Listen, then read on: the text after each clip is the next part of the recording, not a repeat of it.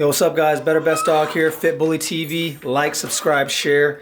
As always, appreciate y'all tuning in and watching. Today we're gonna do a little day in the life of a kennel partner. We got Cha-Cha here, a little Cha-Cha. We got Ego, and of course Tron. He's out there in the kitchen area. But if y'all been following along, right now Zara, her numbers they spiked. So Trev right now is on his way to Kansas City so that she can be bred to Hot Shot. So stay tuned for that. I know he has a camera with him right now. He's gonna be shooting all that. But I'm just gonna walk you through, why having a kennel partner is important and one that you can trust, not to mention that your dogs trust on top of that. As y'all seen Ego, the boy right there look crazy. But Ego, got Cha-Cha, like I said, we got Tron. These dogs, they require a lot of work. And most of y'all don't get to see what a lot of that work looks like. Y'all see little bits here and there, but this is an all-day affair. And that doesn't include the dogs that I have. I still have Gia, I still have Nala, I even have King Tut now. And then of course I have Maya as well too, and her numbers should be spiking here in the next 24, 48 hours as well too. So then I'm gonna have to take her to you guys' favorite, Ego. So stay tuned. I'm gonna walk you through a day in the life, all the things I'm doing. These dogs are gonna get a walk, they're gonna get work, they're gonna get fed, all that kind of stuff, and talk to you a little about my story as well too. So stay tuned as always. Take care of your dogs. Got Ego, got Trontel. I already took Cha-Cha out. She's over there in the play area on the side of the house. Yeah, people. So as mentioned before, these dogs, they require a lot of work. So I know right now, Ego with him getting ready to go to Maya, he's not gonna really get, hey, yeah, get off me, man. Dang, see, that's why already little money out here as well too, people. It rained the other day. So this dude already, see, make sure you guys got some clothes that you're gonna have a problem getting messed up. Because man, as y'all seen how we play with our dogs, as Trevor always says, these ain't chihuahuas. But as I was saying though, Ego, he's actually getting ready to go to Maya.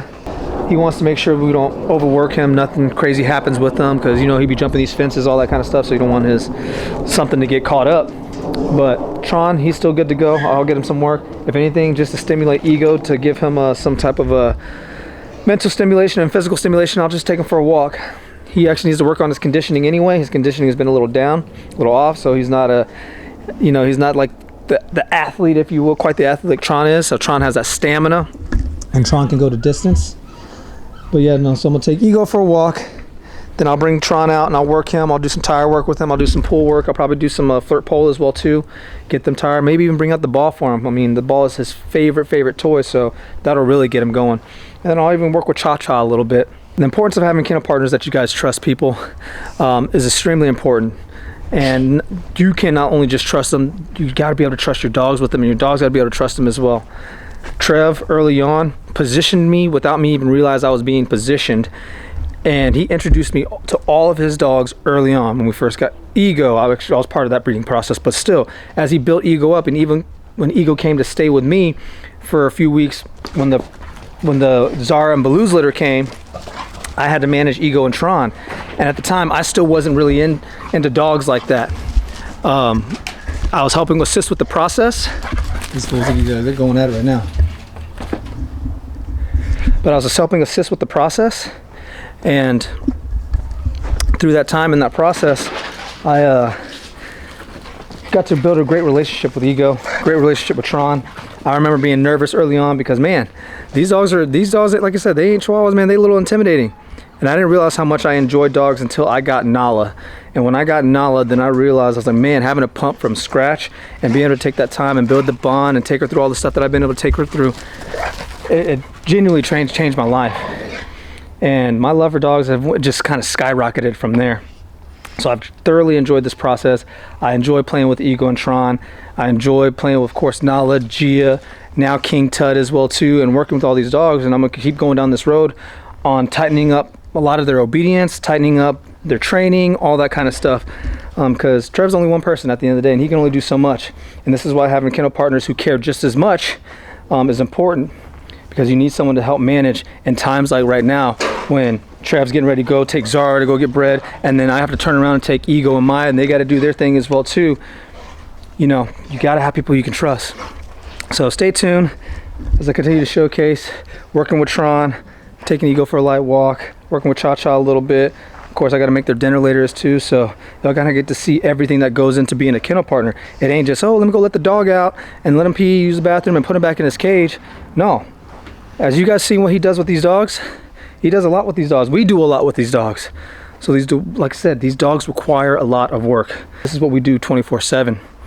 So that's why it's important and imperative, if you're starting a kennel or if you already have a kennel, you got to find people you can trust.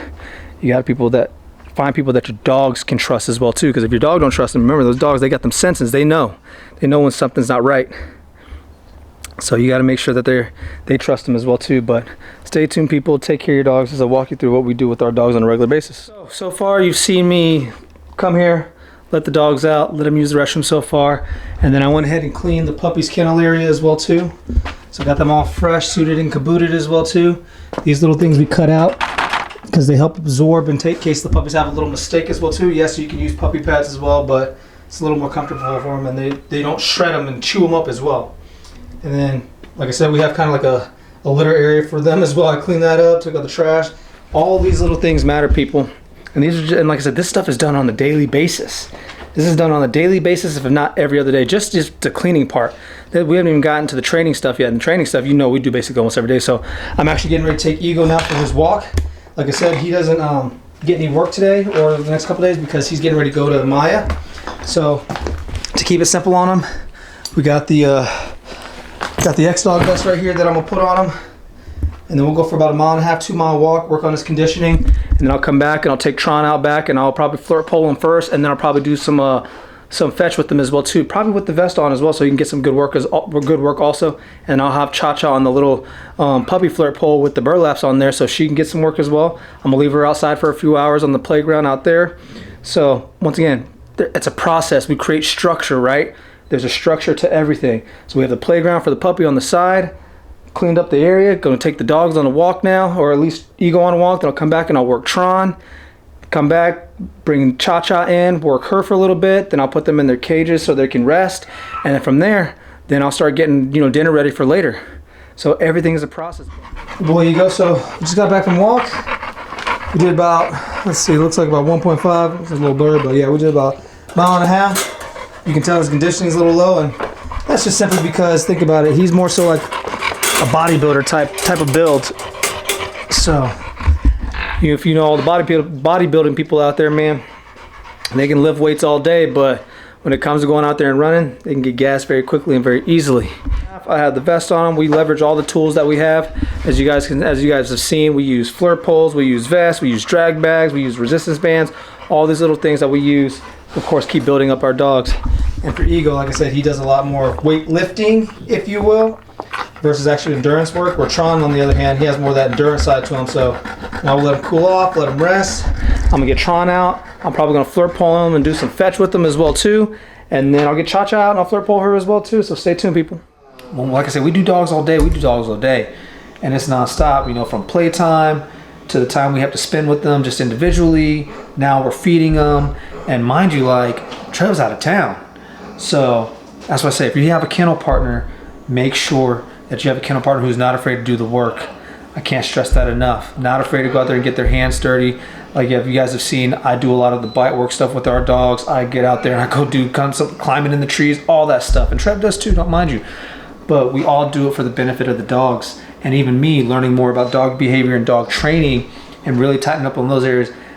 That's another way on how I can help assist in our process, because Trev's only one man. He can only do so much. So where I can tighten up where he can't, once again, it takes a village, people. It takes a village. So make sure when you're looking for a kennel partner, don't make it about the bag. I remember early on, I did do that. I thought it was about the bag, the money. I'm like, oh man, you can get this much for a pup. Wow, that's crazy. Da da da da. But Trev, the only reason why he brought me in, because he knew at the root of me, I care. And he knew that the dog factor would come into play and that I would care more about the dogs than actually the money. And that's exactly what happened. I love all these dogs. I built a great relationship with Tron and Ego. They're like my cousins. I'd come over, get them all riled up, and then leave them so Trevor got to deal with them.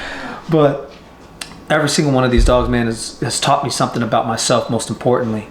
And, I didn't realize how much, like I said earlier, how much the dogs really impact my life, but they have truly changed my life. And I'm very grateful for the opportunity to even be here to sit here with my dog mentors, if you will, Stan, Trev, as you will, to really be in the mix of this and be able to learn firsthand all the stuff that he's teaching you guys and taking it and implementing my dogs, and just simply taking care of my dogs.